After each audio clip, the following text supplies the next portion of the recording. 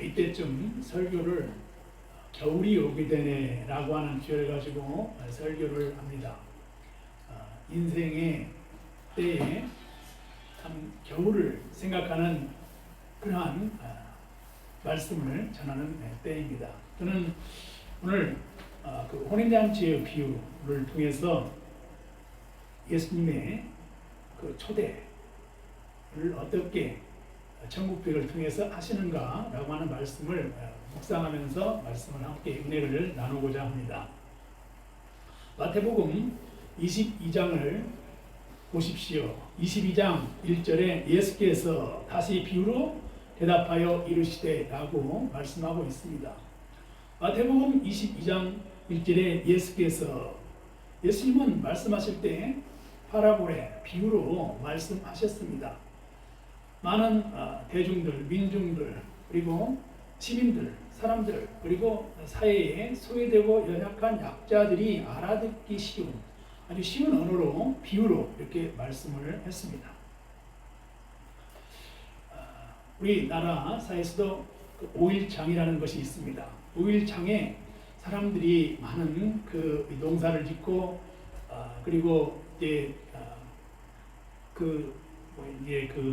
옷감을 만들고 이런 것들을 5.1장에 와서 대답하죠. 그럴 때 많은 사람들이 5.1장을 이렇게 모여서 국밥도 들고 하면서 그들이 소통하는 대화들은 쉬운 언어 그리고 아주 일상적인 삶의 언어를 가지고 대화를 이렇듯 예수님께서 파라볼의 비유로 말씀했습니다.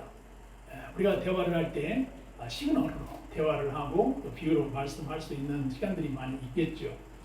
근데 예수님께서 2절을 보십시오. 천국은 마치, 그것은 예수님께서 천국에 대한 얘기를 하고 있습니다. 여러분, 천국은 어디에 있습니까?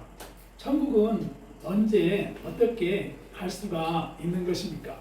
저는 오늘 마태복음 22장 혼인잔치 비유라고 하는 이 비유를 말씀하면서 천국에 대한 비유를 하는 예수님의 말씀을 지금 전하고 있습니다. 그런데 예수님께서 천국은 마치 자기 아들을 위하여 혼인잔치를 베푼 어떤 임금과 같다고 그랬습니다.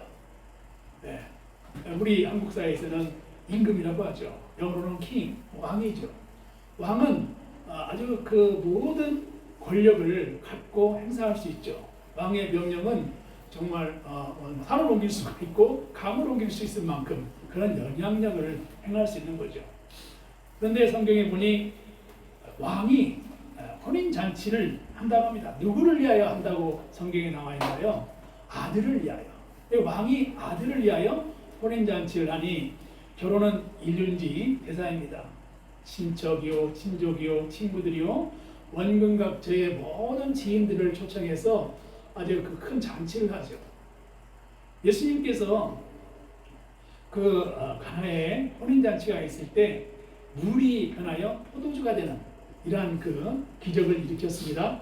근데 예수님께서 어머니와의 대화를 보면 예수님이 어머니 나는 아직 때가 되지 않았어요. 근데 그럼에도 불구하고 그 항아리에 물을 채우라 그래서 그 말씀에 순종한 하인들이 항아리에 물을 채웠는데 그 항아리에 채워진 물이 변해서 포도주가 되는 이야기가 이제 그 물이 변하여 포도주 되는 얘기였어요. 그때 그 잔치가 혼인잔치입니다. 이렇게 혼인잔치, 결혼잔치는 사람들에게 설렘이 있고 만남이 있고 기쁨이 있고 소통이 있고 즐거움이 있는 것이죠. 그러니까 왕이 혼인잔치를 한다는 것은 큰 행사죠. 일륜지 대사인데 그런 왕이 어떻게 했느냐? 사람들에게 혼인잔치를 위해서 종들에게 사람들을 청했어요. 오시오. 오라고 했어요. 오라.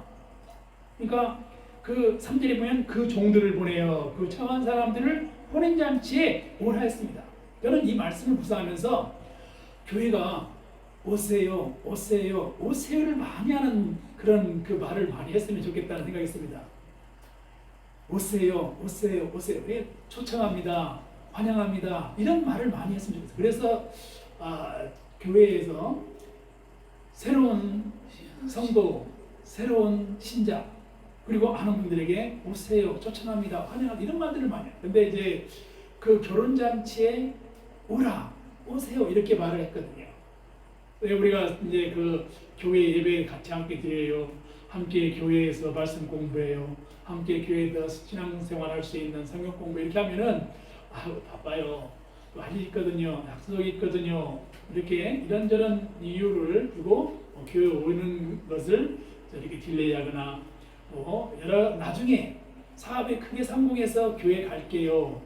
그리고 이제 좀 제가 시간이 있을 때 교회 이렇게 말을 많이 하거든요. 근데 제가 깨달은 것은 교회는 오세요라는 말을 많이 해야 됩니다. 어느 큰 교회 목사님이 부흥회 설교를 하실 때 예수님을 믿든 안 믿든 교회 오든 안 오든 예수 믿으세요. 교회에 오세요. 예수 믿으세요. 이렇게 말씀을 전하라고 그러시더라고요. 아주 큰 교회 목사님이 설교하실 때 말씀하셨는데 오히려 사람들이 많이 모인 교회의 목사님들이 전도를 더 열심히 하고 또 말씀도 예수 믿으세요 이런 말씀을 많이 하시는 것 같아요. 그런데 우리가 이렇게 작은 교회에도 더 우리 그리스도의 군사가 되어야 된다는 그런 말씀에 은혜를 받았습니다. 그래서 저는 이제 늘 목회자나 그리고 교회에 개척을 하는 교회 성도님들은 오세요 이런 말씀을 많이 하면 좋을 것 같다는 이런 묵상을 해봤습니다. 전도사 때 전도를 많이 했던 어떤 전도사님이 전도 부흥회를 집회를 교회에서 했습니다. 했는데 그분이 아주 강조하는 얘기 있어요. 오세요, 오세요, 오세요. 앞집에도 전도, 뒷집에도 전도, 옆집에도 전도, 전도, 전도, 전도 이런 훈련들을 많이 시키는 거예요. 그런데 정말 따라하면 정말 전도할 수 있는 마음이 생길 것 같아요. 우리에게도 이렇게 그 아들 혼인잔치를 위해서 종들에게 오라, 오세요라고 말한 것처럼 우리도 오세요라는 말을 많이 하면 좋겠어요. 그래서 우리도 그런 훈련들을 하고 그렇게 하면 좋겠어요. 한번 따라할까요? 오세요, 오세요, 오세요, 오세요, 오세요. 이렇게 그런 말들을 하면은 참 이렇게 교회가 은혜롭고 따뜻한 그런 교회가 되는 수 있으리라 생각합니다. 근데 이런 말하기가 상당히 좀 주저하고 좀 쭈삣거리고 좀 이렇게 말이 잘 안 나오거든요. 그렇지만 훈련을 하면 나오고 은혜 받으면 나올 것 같아요. 근데 이제 3절에 보니까 그 종들을 보내서 그 정한 사람들을 혼인잔치에 오라 했습니다. 그런데 어떻게 했어요? 사람들이 오기를 싫어했습니다. 혼인잔치에도 오기 싫어했어요. 어디 갔어요? 사람들이 그래서 종들을 다른 사람들을 이제 사제에 보니까 보냈어요. 청한 사람들에게 사람들이 안 오니까 어떻게 했어요? 옷차를 준비했대요. 소와 살진 짐승을 잡고 모든 것을 갖추었다. Everything ready. 모든 것이 다 준비됐다는 거야. 모든 것을 다 준비해가지고 혼인잔치에 오소서 갔어요. 2절에는 오라 그랬는데 4절에는 오소서 이렇게 말하네요. 오소서. 좀 한번 교회에 한번 오세요. 한번 혼인잔치에 참석해 주세요. 이렇게 오소서 이렇게 말했어요. 그런데 5절에 보시면은 그들이 돌아보지도 않고 한 사람은 어디로 갔어요? 자기 밭으로 갔어요. 밭으로. 왜? 밭에 가서 일을 해야지. 또 그런 생각을 한 거죠. 그리고 또 한 사람은 자기가 비즈니스 사업하러 갔대요. 비즈니스 하러 가고 밭으로 일하러 가고 다 이렇게 이유가 있어요. 그러니까 이렇게 청국잔치에 초청했는데 사람들이 오기 싫고 비즈니스하고 자기 사업으로 간 것처럼 우리가 교회도 초청하고 전도하고 교회에 이렇게 하나님 말씀을 듣고 우리가 기도하면서 예수님 만나 사랑하랴 이렇게 말씀 전하면 나중에 믿을게요. 나중에 돈 많이 벌어서 교회 다닐게요. 그리고 할 일이 많아요. 이렇게 이런저런 얘기를 하면서 교회 예배는 다음 기회에 이렇게 하시는 경향들이 있는 것을 많이 보게 되지 않나요? 그런데 여기도 청국잔치를 했는데 사람들이 그렇게 밭으로 가고 자기 사업으로 다 갔다 그랬습니다. 여러분 교회 오세요 오세요 말을 해본 적이 있나요? 그리고 교회 오세요 오세요 말을 하는 것에 두렵지 않나요? 저는 이 말씀을 묵상하면서 왜 나는 교회에 이렇게 교회를 섬길 때 사람들을 초청하지 못했을까? 나는 교회를 섬기면서 왜 전도하지 못했을까? 이러한 것에 대해서 깊이 묵상했습니다. 성경을 읽고 묵상했어요. 그것은 주님께서 이러한 메시지를 마음속에 생각나게 했어요. 사람들을 초청했을 때 내가 그 사람을 감당할 수 없으므로, 사람들을 초청했는데 나의 마음속에 내가 감당할 수 없는 나의 죄성이 폭로될까 봐 내가 사람들을 데려오지 못하는 거 아닌가, 내가 사람들을 초청하지 않는가, 이런 묵상을 했습니다. 그러니까 내가 전도를 했을 때 그 사람을 통해서 양육하고 복음 전하는 일이 두려운 거예요. 자신감이 없는 거예요. 그래서 저는 깨달았습니다. 사람들을 데려오는 것은 너를 통해서 사람들을 초청하지만 성령께서 그 사람을 양육하고 그 사람에게 은혜를 주신다. 그러므로 두려워하지 말라. 이런 마음의 은혜를 주셨어요. 교회를 초청하는 것에 대해서 나는 왜 두려워하는가? 나는 왜 염려하는가? 교회가 작아서, 준비되지 않아서, 말씀이 부족함으로, 섬길 수가 없으므로, 여러 이런저런 이야기. 우리 교회는 주차장이 없어. 우리 교회는 섬길 만한 준비된 프로그램이 없어. 우리 교회는 여러 가지가 부족해. 이런 모든 부족과 이유와 핑계 때문에 데려오는 것을, 아예 초청하는 것을, 말부터 꺼내는 것을 주저하는 거예요. 그리고 어쩌다 교회에 한 분 이렇게 오셨어요. 오셨으면 어떻게 감당하지? 어떻게 훈련시키지? 세미나 때 배웠던 제자 훈련, 세미나 때 배웠던 소그룹 훈련, 세미나 때 배웠던 전도 훈련들은 다 이렇게 잊어버리고 자신감은 없고 아무것도 안 보이는 거예요. 그리고 말도 주저주저하고 훈련이 너무 부족한, 훈련을 많이 했어도 한 사람 한 영혼을 위해서 기도하는 마음이 너무 부족했던 이런 것들을 깨닫게 됩니다. 그런데 하나님께 기도했어요. 하나님, 이제 전도하게 해주세요. 하나님, 한 영혼을 위해서 눈물을 흘리면서 기도하겠어요. 이런 마음에 기도를 하기 시작하고 있습니다. 한 영혼을 구원할 수 있는, 내가 하는 것이 아니라 성령께서 하시잖아요. 내가 하나님 그 사람을 양육하는 게 아니라 성령께서 양육하시는 거잖아요. 내가 그 사람을 천국까지 데려가는 것이 아니라 성령께서 그 사람을 천국까지 안내하시잖아요. 그냥 하나님께서 사용해 주세요. 이렇게 기도를 하는 거예요. 우리 교회 모든 가족들, 우리 교회 모든 성도님들도 오세요. 교회 한번 예배 드리러 오세요. 같이 한번 말씀을 읽으세요.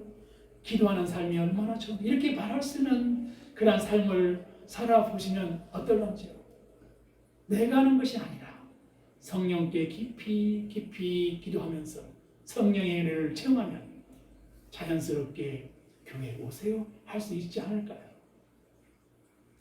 제가 대학교를 다닐 때 대학교에 입학을 했습니다. 3월의 따뜻한 봄날이었습니다. 수업을 마치고 벤치에 앉아서 먼 산을 바라보고 개나리꽃을 바라보고 있을 때 내 옆좌석에 최명호 형제님, 경영학과 다니는 형제님이 내 옆에 앉았습니다. 안경을 쓰고 핸섬하게 생긴 형제님이었습니다. 그 형제님이 다가와서 베드로 얘기를 이제 저에게 읽어줬습니다.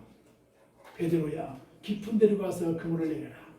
이렇게 종이에 이게 쓰여 있는 이제 그 말씀을 한 2페이지를 저에게 읽어주는 거예요. 아무런 내용도 의미 없고, 그리고 학교 다니는 생활에 대해서 흥미를 느끼지 못하고 그저 개나리가 핀 3월의 봄날, 마음의 무거운 마음과 이러한 그 마음으로 벤치에 앉아 있는데 형제님이 와서 베드로야, 깊은 데로 가서 그물을 내려라. 그 말씀을 듣고 그 형제님을 따라서 소그룹 성경 공부하는 모임에 참석을 했습니다. 전도를 잘한 것도 아니고 강요한 것도 아니고 오라고 한 것도 아니고 단순히 베드로야, 깊은 데로 가서 그물을 내라 말씀을 읽어준 것 뿐인데 세월이 지나놓고 보니 그런 하나의 계기가, 성경을 공부하는 계기가 되었고, 오랜 세월이 지났지만 목회자로서 삶을 살아가는 저 자신을 보고, 설교자로서 이렇게 설교하고 있는 자신을 보게 됩니다. 여러분들의 삶 속에서 내 옆에 있는 형제, 내 옆에 있는 자매에게 형제님, 교회 한번 오세요. 형제님, 예배 한번 같이 드리세요. 이렇게 말하는 것이 두렵지 않나요? 이렇게 말하는 것이 염려가 좀 되지 않나요? 교회가 어딘데요? 장시병 되는 작은 교회예요. 들어올 때 엘리베이터가 없어요. 그러한 작은 교회 한번 오실래요? 그래, 그렇게 모시고 오면 좀 두렵지 않나요? 저는 기도했습니다. 초라한 교회의 모습이 두려운 것이 아니라 나의 죄가 드러날까봐, 나의 연약한 모습이 드러날까봐 두려운 거예요. 그런데 예수님께서 십자가를 지시고 나의 모든 죄를 다 용서하시고 형제를 초청하는 일, 자매를 초청할 때 그 형제와 자매는 성령께서 함께하시고 성령께서 함께하신다는 말 깨달았습니다. 그러므로 여러분들이요, 오세요 하는 그 말씀은 여러분들을 통해서 역사하시는 성령께 의지하여 오세요라고 초청하시는 여러분과 저가 되기를 주님으로 축원합니다. 성경을 보세요. 마태복음 22장 6절을 보세요. 혼인잔치를 벌였던 임금이 자기 아들을 해서 사람들을 보내는데 사람들이 어떻게 했어요? 그 남은 자들 종들을 잡아 모욕하고 죽였다고 했습니다. 혼인잔치 참석 안 하면 됐지, 모욕하고 죽였다고 그랬어요. 그러니 7절을 보니까 임금이 노이고 진노했습니다. 아니, 결혼잔치 싫으면 안 오면 그만이지, 잔치에 가기 싫으면 안 가면 그만이지, 교회 예배 가기 싫으면 안 가면 그만이지, 왜 뒤에서 이렇게 저렇게 말을 하는 말이야. 그리고 교회 안 가면 되는 것이지 왜 그렇게 비판하냐 이 말이죠. 그와 똑같이, 그런데 성경에 보니까 모욕하고 죽이니 그랬어요. 그러므로 왕이 얼마나 분위기 났겠어요.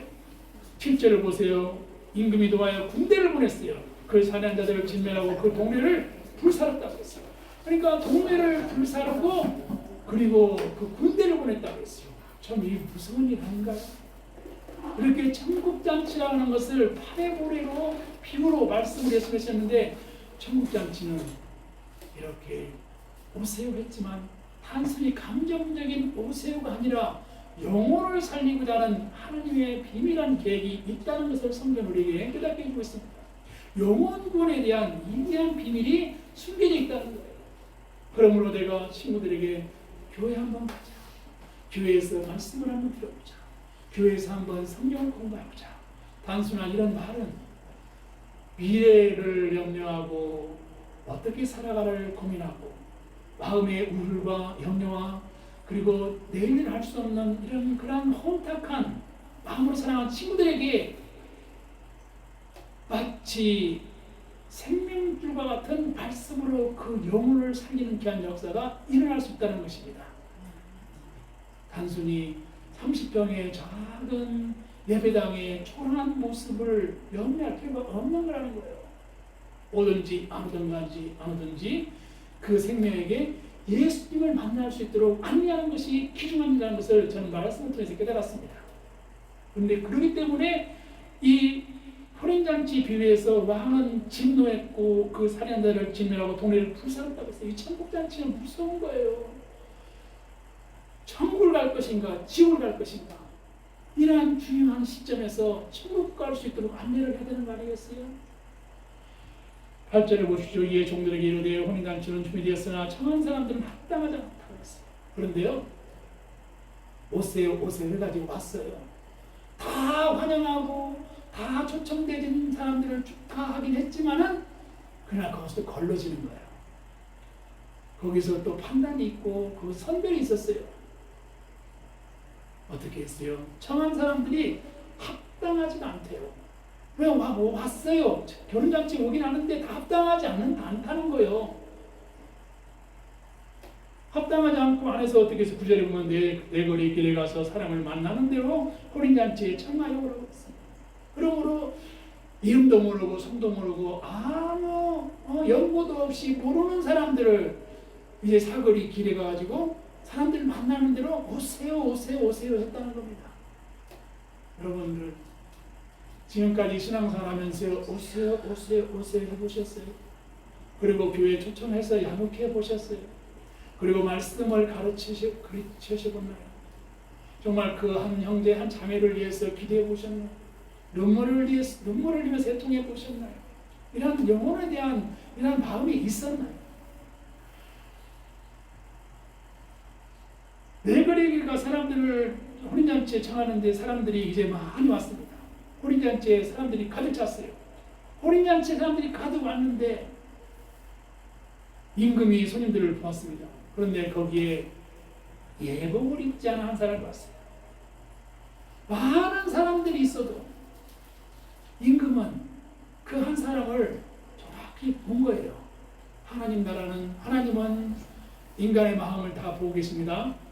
우리 새털같이 많은 그러한 많은 날에 하나님은 다 우리 삶을 보고 계세요. 사람은 사람의 일을 모르지만 하나님은 하나님의 일을 아시는 거예요. 우리가 두려워하고 염려할 필요가 없다 이 말이에요. 하나님께서 하신다 이 말이에요. 하나님께서 모든 걸 하십니다. 임금이 상을 봤는데 결혼잔치에 초청해서 왔는데 내거리 길에서 사람들을 붙여서 왔는데 예복을 입지 않고 왔어요. 우리가 연주회를 할 때 연주회 가면 그 지자가 있고 거기에 바이올린 또 더블 베이스 비올라 클라리넷 많은 이런 심볼 뭐 이런 악기를 들은 이런 연주하는 분들이 많이 있어요. 그러면 거기를 갈 때 정중한 마음으로 정장을 하고 때로는 이제 그 격식을 차려서 이렇게 가잖아요. 많은 준비를 하고. 그러니까 어떤 행사가 있으면 거기에 준비를 해서 가야 되는 거야. 그런데 가긴 갔어도 마음이 없이 가면은 그 의미가 좀 덜하지 않나요? 그리고 준비한 사람들이나 모든 행사를 진행한 사람들에게 더 은혜가 될 수 있는 그런 참여자가 되어야 되는 것이죠. 예복을 입지 않고 왔다. 그걸 보는 거예요. 그러면서 어떻게 되냐? 그냥 그대로 둔 게 아니에요. 13절에 보면 그의 손발을 묶으라고 했어요. 바깥 어두운 데 내던지라 거기 슬피 울며 이를 갈게 되라고 했어요. 거기에서 슬피 울며 어두운 데서 이를 가리라. 우리가 하나님 앞에 버림받은 영혼은 어두운 데 버림받고 슬피 울며 이를 가는 것입니다. 오세요 오세요 하는 말이 두려우신가요? 오세요 오세요 초청하는 말이 두려운 게 아니에요. 슬피 울며 이를 갈며 버림당하지 않는 인생이 되어야 됩니다. 우리의 인생이 이러한 삶을 살지 않도록 살아가야 된다는 거예요. 천국에 대한 비유를 예수님께서 마태복음 22장에서 했습니다. 우리가 예수님이 천국 잔치를 초대할 때 아멘으로 응답하고 우리는 참여해야 됩니다. 영혼을 구원하고 우리가 성전에서 하나님 말씀을 듣고 그리고 기도하면서 믿음으로 살아갈 수 있는 삶이 돼야 된다라고 하는 것입니다. 인생의 겨울이 오기 전에 우리는 깨달아야 되는 것입니다. 우리가 가서 죽어서 가는 천국, 살아서 가는 살아서 누리는 하나님의 나라를 누려야 되지 않겠습니까? 하나님이 통치하는 삶에서 살아가야 되는 거예요. 그러므로 어두운 길에서 어두운 삶을 살아가는 인생을 살아가서는 안 된다는 것입니다. 예수님이 십자가의 처음을 앞두고 제자들은 생각을 잘랐어요. 3인에게 필요하사라고 하는 말이 있지만 3명이 길 가면 한 사람은 이렇게 스승 있다는 말이 있지만은 예수님이 십자가 앞에서 제자들은 다 생각이 달랐어요. 우리가 친구들을 만나도 사람들의 생각이 다 다릅니다. 어떤 모임을 해도 사람들의 생각이 다 다르죠. 그러므로 회의를 하는 것이죠. 예수님께서 십자가의 창을 앞두고 제자들의 생각이 달랐어요. 배단이 나병 환자 시몬의 집에 있을 때 한 여자가 향유 옥합을 깨뜨려서 예수님의 머리에 부었어요. 그 옥합을 깨뜨린 여인, 왜 옥합을 깨뜨리고 예수님의 머리에 부었을까요? 그 향유 부인 여인, 그 그림도 많이 이렇게 보셨죠. 그런데 그 향유를 부은 여인을 보고 그 비싼 향유를 왜 머리에 붓나? 한 제자가 그렇게 얘기를 합니다. 그런데 예수님은 그 여인의 그 행위가 많은 사람들에게 전해질 것이다. 그 사람은 장례를 준비했다. 그 여인은 예수님의 장례를 준비했다. 이렇게 말하고 그 복음이 많은 사람들에게 전해질 거라고 말합니다. 그 여인이 양해를 둔 것은 내 장례를 위한 것이야. 마태복음 26장 7절 7절. 그런데 가룟 유다는 그때 그 시대에 그 상황에서 예수님을 팔아넘겼어요. 얼마에? 은 30을 받아 예수를 넘겨줄 기회를 갖고 있었어요. 제자의 생각이 다른 거예요. 베드로는 예수님과의 대화에서 모든 사람이 주를 버릴지라도 나는 결코 주님을 버리지 않겠습니다. 웬걸이요? 닭을 구기 전에 내가 3번을 부인하겠다. 야, 예수님 나는 모른다고 부인하지 않았어요. 이 제자들입니다. 참 오합지졸입니다. 그래서 해마다 생각이 다릅니다. 끝까지 주님 믿겠다고 했지만 주님 모른다고 부정했고, 또 예수님을 은 30냥에 팔아 넘길 기회를 갖고 생각하는 가룟 유다가 있었고요. 그리고 이렇게 장례를 준비하는 옥합을 깨뜨리는 그 여인도 있었습니다. 저마다 생각들이 다 달랐어요. 우리가 살아가는 우리의 삶 속에서도 다 저마다 생각들이 다릅니다. 다 달라요. 우리 현대를 살아가는 그리스도인들은 향유를 생각하나요? 은 30을 생각하는가요? 변치 않은 굳센 결심을 하는 거예요. 오늘 11월 마지막 주일 인생의 겨울 앞에서 보통 많은 이러한 설교 제목을 가지고 설교하는 때 어떻게 살아가야 될까? 무엇을 하면 살아갈까? 어떤 삶이 진실한 삶일까? 이런 생각을 하게 되는 때라는 것이죠. 누구에게나 인생의 겨울은 온다는 것입니다. 예수님은 6월의 최후 만찬에서 제자들과 함께 떡을 떼고 함께 잔을 들었습니다. 그 제자들의 생각이 다른데 그 제자들과 함께 공동식사를 했어요. 떡을 뗐습니다. 함께 잔을 들었어요. 그런 제자들과 함께. 그러면서 예수님께서는 예수님의 길을 걸어간 것입니다. 두려워하지 말고 담대하고 그리고 믿음의 삶을 살아가면서 꿈을 이루는 삶을 살아가시기를 희망하고 바랍니다.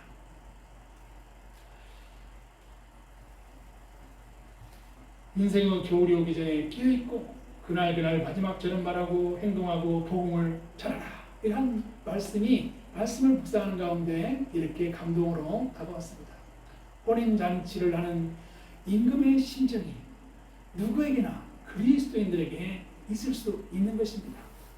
그리고 교회를 다니면서 나의 작은 파티를 열고 파티에 초청할 일을 생각할 수가 있습니다.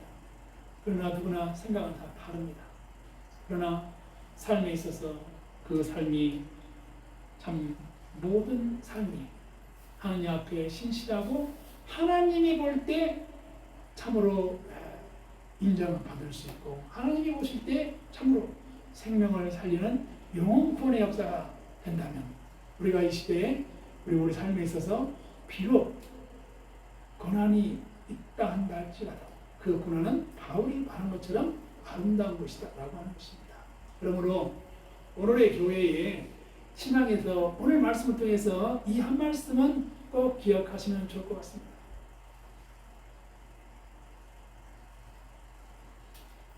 청함을 많이 받은 사람은 많지만 택함을 받은 사람은 적다라고 예수님께서 천국 비유장치에서 말씀했습니다. 그러므로 오세요라고 하는 말을 두려워하지 맙시다. 오세요 하는 말을 염려하지 맙시다. 예수님께서 하십니다. 주님이 하시는 일입니다. 하나님이 하시는 일이에요. 성령이 하시는 일이에요. 우리가 오늘 여기에 모인 것도 우리의 몸이 여기 왔지만 성령께 구하세요. 성령께서 하시는 겁니다. 나의 있을 모든 계획들 성령께 맡기세요. 성령님 도와주세요. 성령님 인도해 주세요. 성령님 지혜를 주세요. 이렇게 구하세요. 그러므로 초청하는 일을 두려워할 필요가 없는 것이고 그리고 우리의 모든 삶의 연약함을 염려할 필요가 없는 거예요. 왜요? 성령께 맡기고 살아가니까요. 그러므로 주님의 역사를 기대합시다. 주님의 역사를 기대해야 된다라고 하는 것입니다. 이제 세 번째로 그 느보산에서 가나안 땅을 바라보는 모세를 성경을 보세요. 출애굽기 신명기 34장에서 나오는 메시지입니다. 하나님이 모세를 세울 때, 모세를 불렀을 때, 모세는 가시떡이 나무에서 나는 스스로 있는 자이다. 아닌데 아예 나는 스스로 있는 자이다. 라고 하는 그 떨기나무 속에서 늙은 노인이 애굽에서 고난당하고 그 성을 쌓고 고통스러워하는 이스라엘 그 사람들의 신음소리를 들었어요. 하나님께서 모세를 부르시고 모세야 내가 가서 그 애굽에서 성을 쌓고 고난당하는 이스라엘 백성들을 내가 건져내야 된다 라고 말씀한 겁니다. 이 말씀이 여러분들에게 저에게 하나님께서 부르시고 불러주셔서 이 시대 이 사회에 우리가 사는 교회 현장에서 한 자매를 살려야 됩니다. 한 형제를 살려야 됩니다. 한 영혼을 구해야 됩니다. 한 집사님을 살려야 됩니다. 한 권사님을 사랑해야 됩니다. 한 장로님을 살려야 됩니다. 이러한 영혼군의 메시지로 다가오고 말씀을 통해서 섬겨라, 말씀을 통해서 양육하라 했을 때 어떻게 하실까요? 모세는 이렇게 했어요. 나는 늙은이랍니다. 나는 말이 어눌합니다. 나는 배운 게 없어. 나는 지식이 부족합니다. 다른 사람을 불러서 사용하세요. 이제 모든 것을 초연한 모세, 그때 하나님을 불렀잖아요. 이러한 부르심을 한번 묵상해 보시기 바랍니다. 그러나 이러한 모세를 불렀던 하나님께서 모세를 통해서 이스라엘 백성들을 인도했고 광야에서 그들과 함께 했습니다. 광야에서 함께 했던 모세를 아시죠? 원망했어요. 어찌하여 나를 불러냈느냐? 어찌하여 나를 교회로 데리고 왔느냐? 어찌하여 나에게 말씀을 가르치느냐? 어찌하여 나에게 이런 연약한 교회에서 무엇을 어떻게 하려고 오라 했느냐? 이러한 메시지로 다가온다면 어떻게 하실까요? 모세가 광야의 유랑 생활에서 무수히 겪었던 이야기가 출애굽기에 정리되고 있습니다. 모세는 시내산에서 40일 기도를 했습니다. 말씀을 받았어요. 그러한 말씀이 우리 신앙생활에서 있는 것입니다. 두려워하지 맙시다. 그리고 내가 하는 것이 아니라 성령께 맡깁시다. 산에서 만났던 야훼 하나님의 음성을 모세가 들었습니다. 여러분들 청년 시절에 나의 신앙이 분명해야 됩니다. 나의 믿음이 필요합니다. 성경을 읽고 기도하고 말씀대로 살아갈 수 있는 은혜를 받아야 합니다. 이러한 시절들이 나의 인생길에서 나만 신앙생활을 하는 것이 아니라 나 아닌 형제, 나 아닌 자매, 나 아닌 친족, 그리고 후세대, 다음 세대 그 누구에게 생명을 살릴 수 있는 모세와 같은 이러한 가르침과 그리고 말씀을 전할 수 있는 때가 온다라고 하는 것입니다. 그때 어떻게 하실래요? 이걸 이렇게 질문한다면 기도할 수밖에 없다는 것입니다. 그리고 내가 하는 것이 아니라 누가 하는 거예요? 성령께서 하신다는 거예요. 그러므로 두려워하지 마시고 오세요. 오세요 했는데도 예복을 입지 않았다. 어떻게 했어요? 손발을 묶고 어두운 데로 내쫓고 이를 가면 슬피 오게 되는 이야기가 천국잔치 피우게 있는 겁니다. 초청되어진다고 해서 다 택함받는 것이 아니라는 거예요. 천국잔치 비유가 있는 것입니다. 하나님의 부르심의 말씀이 민감해야 됩니다. 이렇게 모세가 하나님께 쓰임 받았지만 모세는 느보산에서 가나안 땅을 바라보고 모세는 약속한 땅을 보았지만 건너지는 못했습니다. 거기까지 하나님께서 모세를 쓰신 거예요. 우리를 쓰신 하나님의 역할이 있습니다. 하나님께서 여러분들에게 작은 교회에서 훈련할 때 이 시절들이 나에게 주시는 의미가 무엇인가? 왜 이렇게 훈련을 받아야 하는가 깨달아야 합니다. 이제는 깨달을 때가 됐습니다. 그리고 하나님의 일을 할 때가 되었습니다. 어느 전도사님처럼 내가 작은 교회에서 1년을 섬기면서 나는 하나님께서 이러한 목적을 주셨어. 내가 어린이들 30명을 전도하고 나는 또 다른 교회에서 훈련할 거야.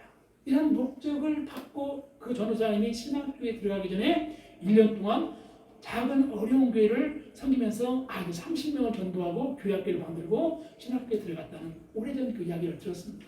어떤 목적이 있어야 됩니다. 목적.